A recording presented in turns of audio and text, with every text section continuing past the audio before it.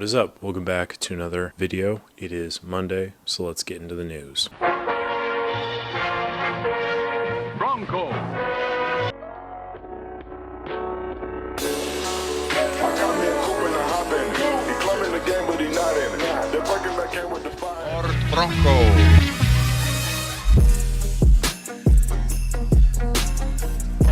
Smooth as silk. Bronco. Built for fun. Bronco.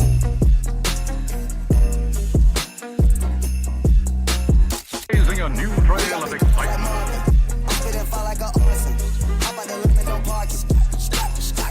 You talking about gas, we up in the forest. Straight from the gump, no forest. Why open like a forest? Who you talking about? Forest Whitaker. That is the member shout out and the news intro video. I hope you enjoyed it. Remember, if you become a member of the channel, not only do you get access to exclusive videos, early access to other videos, but you also get a shout out and the ability to vote on upcoming videos. So if you are a member, make sure that you check out the poll in the community tab, vote there. If you aren't a member and you want to vote, feel free to join the channel to do so. If you can't join the channel, completely fine. Just like the video if you enjoy it, subscribe to the channel. I appreciate that support as well. Now let's get into the news. A couple stories I was going to talk about. They're not as time sensitive, so I'm going to shuffle them on to next week, and instead we are going to focus on the big stuff. And the first big thing is there's a new Fuji Instax camera coming out. It looks like it's going to be coming out in Japan on April 17th and other markets presumably after that. If you're interested, there is a link for a Cosmo Photo article going over the specifics down below. You can check that out. And this is the follow-up of the last Instax Mini, which came out in 2021. This is the Instax Mini 41, and it looks like the business. There's a macro feature as well as some other minor tweaks to the overall performance. So that is very exciting stuff. Brings us into the next. Fuji, up to this point, since 1998, has sold 100 million cameras and printers in their Instax line. That is coming at you from an article Petapixel wrote, so I will link that down below if you're interested in learning more about that. But it is pretty insane the impact that that has had. Incontestably, it is the second most popular, at the very least, second most popular instant film product out there. We have a lot of new film announcements. Now we'll start with ORWO. Teased on their Instagram the upcoming look potentially of their new NC200 film. And right off the bat, there's the picture here that I will play. The thing I'm noting is that the colors look to be a lot more vibrant and saturated, and there is actual detail. It's not just that kind of muddy, washed out. I'm pretty happy about that. I hope they start rolling that out soon, because I think that we could all use a little pick-me-up, especially going into the summer months. It's the perfect time to release a 200-speed color film. Poppy, saturated, warm tones, I think would really lend itself to vacation photography or travel photography, anything like that. Photos of friends and family. It's perfect for that. So I think that that would be fantastic. Finally, news from Ferrania. This is coming at you from a Cosmo Photo article, which I will link down below if you want to check that out. I encourage you to do so. But let me lay it out like this. I am man enough to admit I am wrong. I was wrong about this in the past. I may or may not have been a leading contributor to some rumors that Ferrania was going out of business. Oops. But there was a lot of skepticism leading into this year. A lot of that has been cleared up based on a conversation I had with an Italian film store, which more about them later. They're under new ownership. They just announced it.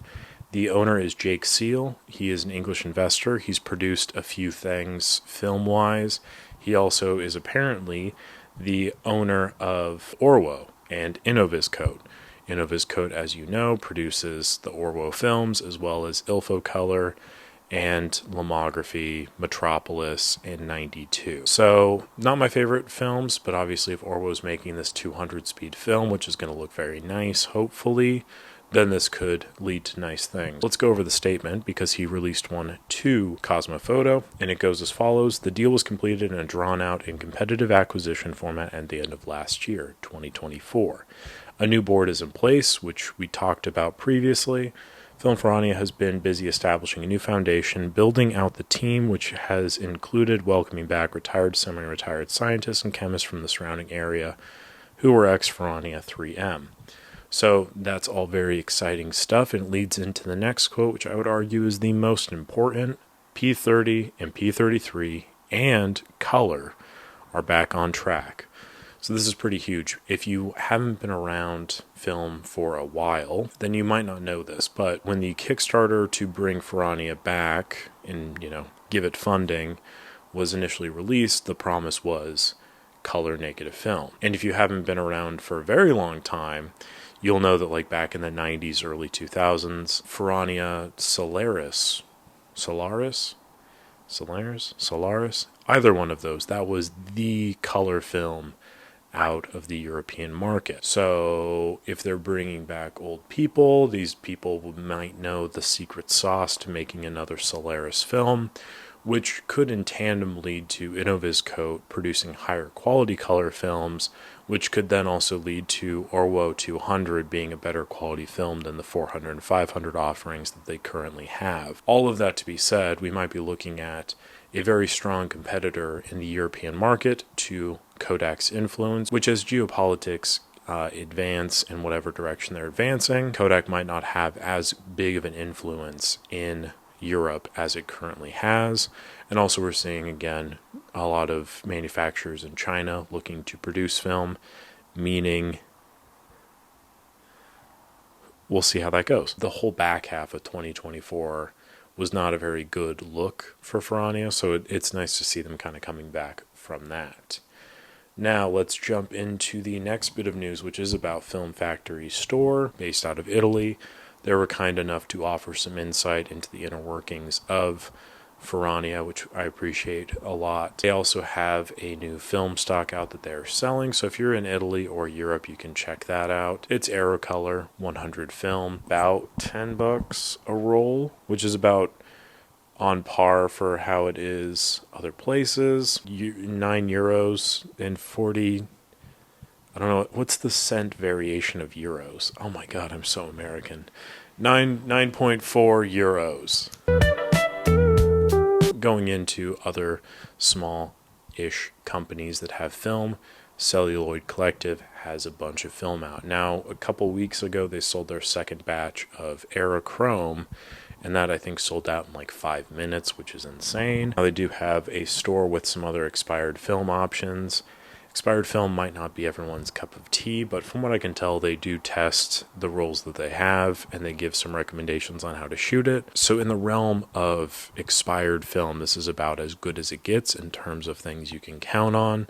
And they've got a pretty good stock just in. Fuji Color Superior 100, expired in 1999. Super HGV 400 speed film, which also expired in 1999. Then there's Fuji Color Press 100, expired in 2001. Agfa Ultra 100, Acros. So if you're interested in shooting expired film, I would say that that's probably better bang for your buck than eBay. I was looking on eBay at expired film not too long ago, and the deals just aren't there anymore, and there's no way of telling if the stock is good. These guys at least kind of test it. They're a little bit more reputable. The prices might be a little bit higher, but still better quality, I would say, overall. Now, a not so small business is NBC News. They recently ran a story highlighting the best film cameras. And the selections they have are pretty interesting overall. Their top picks, and I will read them out.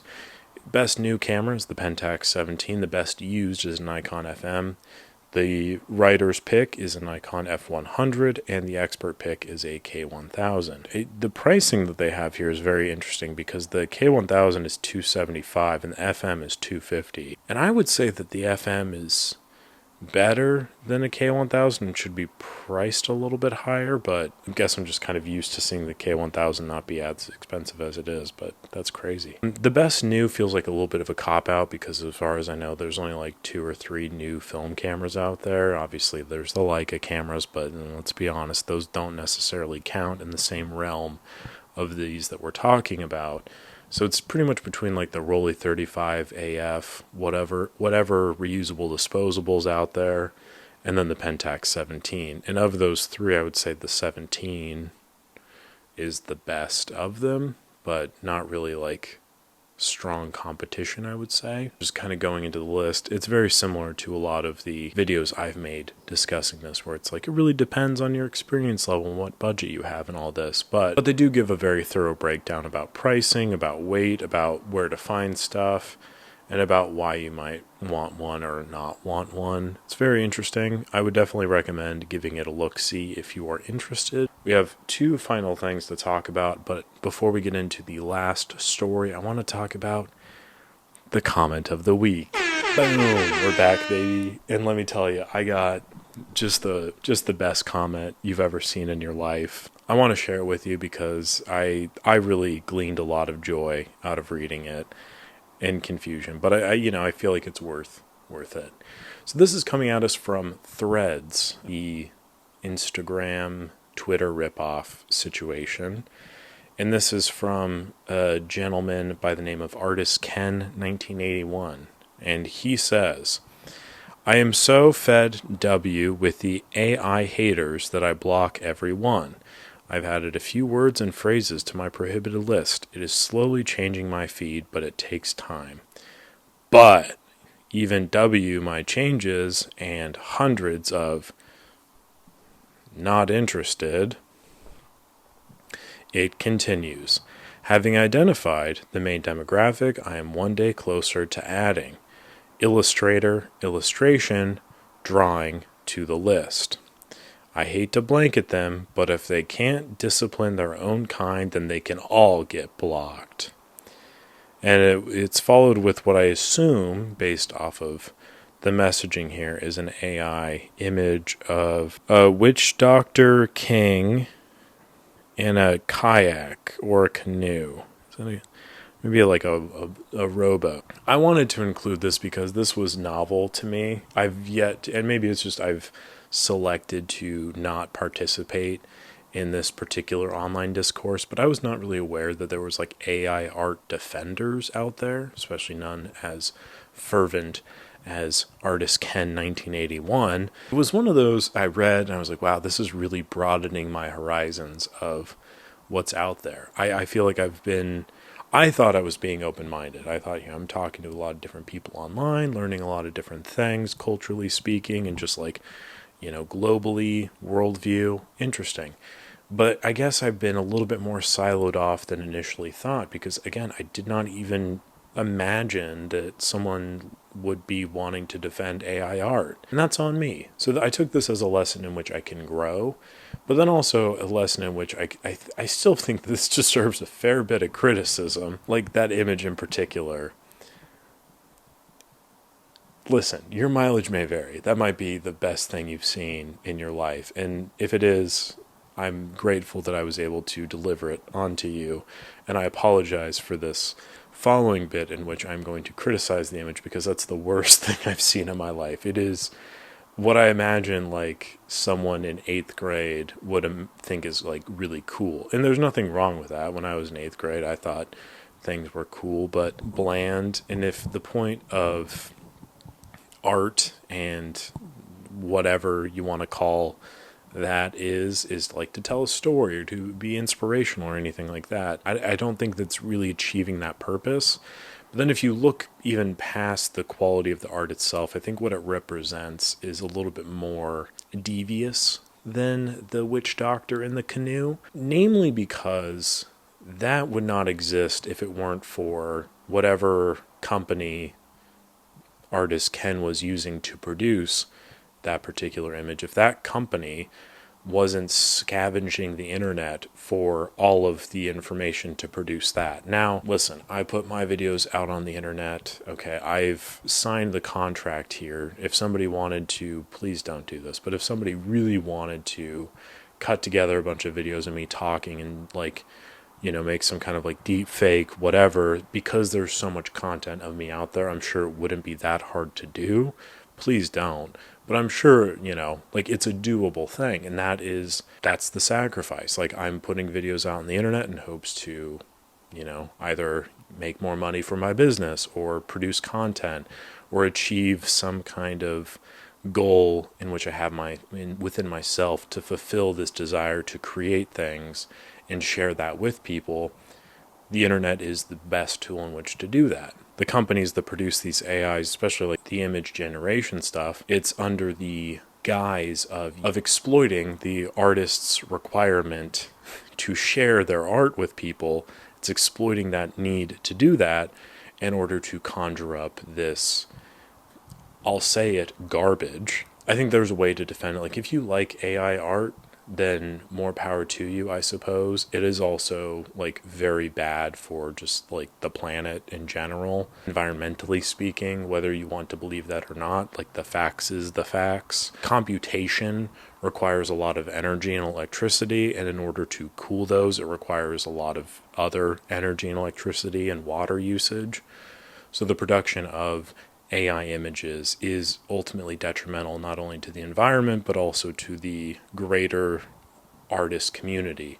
But I'm not going to grandstand and say, how dare you do that? Like, if you want to, I guess that's fine. I just think it's important to have an understanding of the implications of your actions.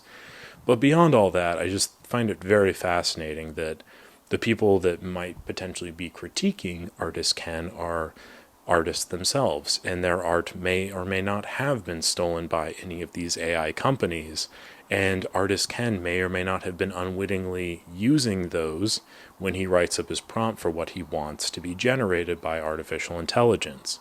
So, all this to be said, it is quite literally biting the hand that feeds you and being very delicate about every minor criticism, which I find fascinating. And the comment that especially shook me was if they can't discipline their own kind, then they all get blocked.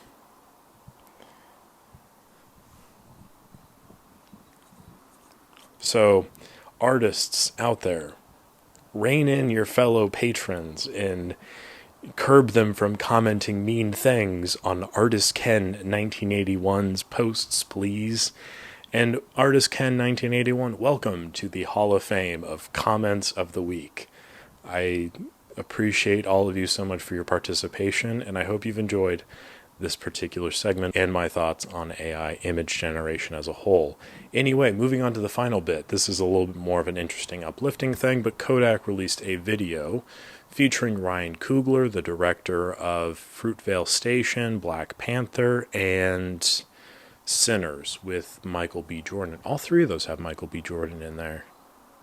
I think he also directed one of the Creed movies, which also has Michael B. Jordan in there, I think. Anyway, Ryan Coogler. And it is a fantastic video. If you are interested at all in motion picture film, check it out, because he walks through the different formats from Super 8mm, Super 16, 35mm, all the way up to 70mm film. And he does it in a way that I think is very helpful, as well as he goes in depth into sound. His new movie Sinners is coming out, and they have a whole breadth of different ways in which you can view it. So if you want the IMAX experience, he details like the difference of IMAX versus IMAX kind of thing, in a way that I think is very helpful and beneficial. And it might be information you already know, but if you don't, I recommend checking it out. It's like a 5-minute video or something along those lines.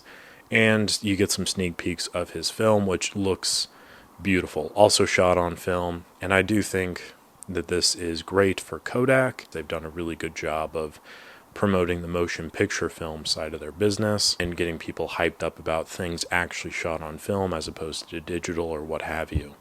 So that's pretty exciting, and I recommend you checking that out if you're interested. And that will do it for this week's news videos. So we have new Instax camera from Fuji, some potential new color film from ORWO, new direction on Ferrania, including color film in the future and a new owner. We have new film from Photo Factory Store.